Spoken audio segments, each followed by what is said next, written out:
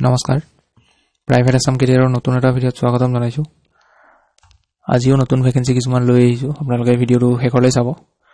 আজি প্ৰথম যেটো ভ্যাকেন্সি আহিছে এটো বন্ধন বেংকৰ পৰা আহিছে ইয়াত আপোনালোকৰ ওয়াৰ্ক লোকেশন গুৱাহাটী সিটিৰ কাৰণে হ'ব আৰু ইন্টাৰভিউ হ'ব আপোনালোকৰ 6 তাৰিখ আৰু 6 তাৰিখে আপোনালোকৰ ইন্টাৰভিউ হ'ব ৰাতিপুৱা 10টা বজাৰ পৰা ইন্টাৰভিউ হ'ব ইয়াত আপোনালোকৰ ব্ৰাঞ্চ সেলস এক্সিকিউটিভ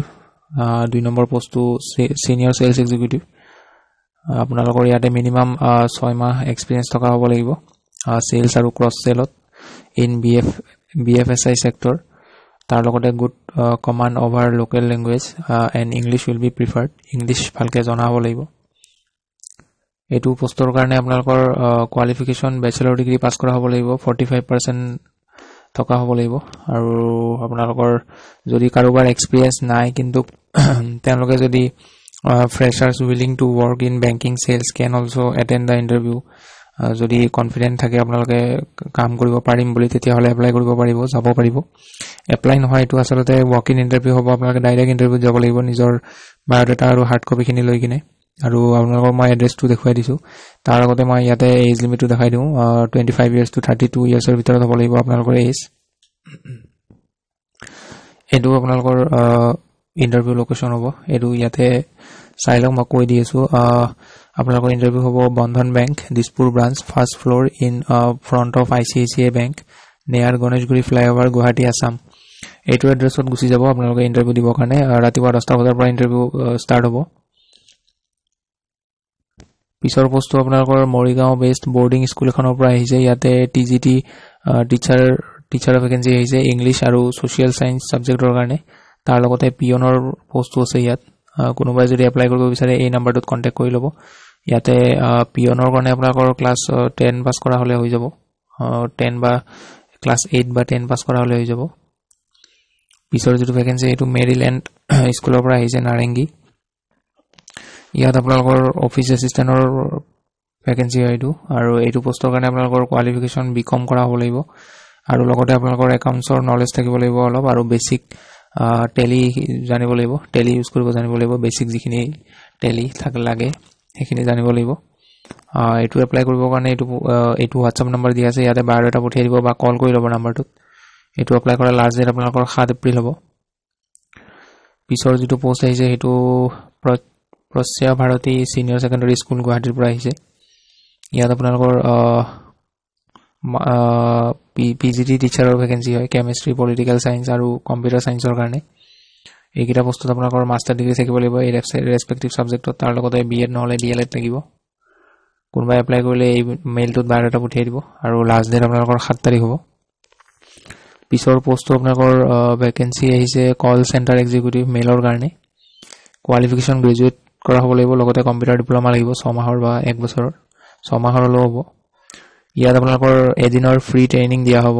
ট্ৰেইনিং হ'ব আপোনালোকৰ 8 এপ্ৰিল ৰাতিপুৱা 10:30 বজাৰ পৰা ট্ৰেইনিং হ'ব আৰু স্যালাৰি 10500 ষ্টাৰ্টিং হ'ব আৰু লগতে পিছত আপোনালোকৰ ইনক্ৰিমেন্ট হয় বা কোনোবা যদি ভাল পাৰফৰম্যান্স দিব পাৰে তেতিয়া হলে 18000 লৈকে স্যালাৰি ইনক্ৰিমেন্ট হ'ব কোনোবা এপ্লাই কৰিব বিচাৰিলে এই নম্বৰটোত কন্টাক্ট কৰি ল'ব আৰু মেইলও দি আছে তলত মেইলতো আপোনালোকে বায়োডাটা পঠিয়াই দিব পাৰে পিছৰ পোষ্টটো আপোনালোকৰ এডভেঞ্চাৰ কোচিং ইনষ্টিটিউটৰ পৰা আহিছে লোকেশন হ'ব কুমাৰপাৰা আৰু খ্ৰীষ্টান বস্তি ইয়াত ফেকাল্টিৰ পোষ্ট হয় ইয়াতে ইংলিশ ম্যাথছ আৰু সায়েন্সৰ এইকিটা পোষ্টৰ কাৰণে আহিছে ইয়াতে গ্ৰেজুৱেচন বা মাষ্টাৰ্ছ থাকিব লাগিব লগতে BEd নহলে DLEd লাগিব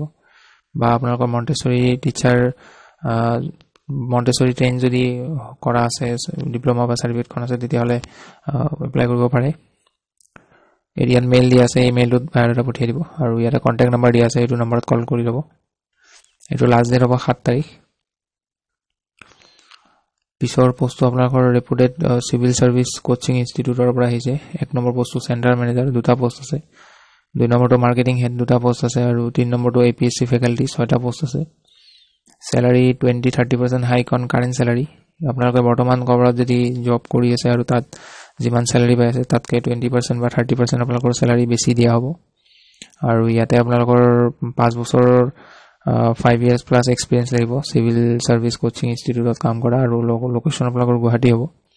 কোনোবাই যদি এপ্লাই কৰিব বিচাৰে এই নম্বৰ কেইটা এইটো নম্বৰত কন্টাক্ট কৰি ল'ব এই গোটেইকেইটা পোষ্টৰ কাৰণে আপোনালোকৰ গ্ৰেজুৱেশ্যন থাকিব লাগিব পিছৰ পোষ্টটো আপোনালোকৰ CBSE স্কুল এখনৰ পৰা আহিছে ইয়াতে টিচাৰৰ পোষ্ট আহিছে ইয়াতে সাবজেক্ট মেনশন কৰা নাই ইয়াতে আপোনালোকৰ ডাইৰেক্ট ইন্টাৰভিউ হ'ব 6 তাৰিখে ৰাতিপুৱা 10:30 বজাৰ পৰা ইয়াতে লোকেশন দিয়া আছে মিলিজুলি পথ নোয়াপাৰা পাঞ্জাবাৰী কোনোবাই যদি এপ্লাই কৰিব বিচাৰে এই নম্বৰটোত কন্টাক্ট কৰি ল'ব পিছৰ পোষ্টটো আপোনালোকৰ CBSE স্কুল এখনৰ পৰা আহিছে গুৱাহাটী ইয়াতে কম্পিউটাৰ টিচাৰৰ ভেকেন্সি হয় এইটো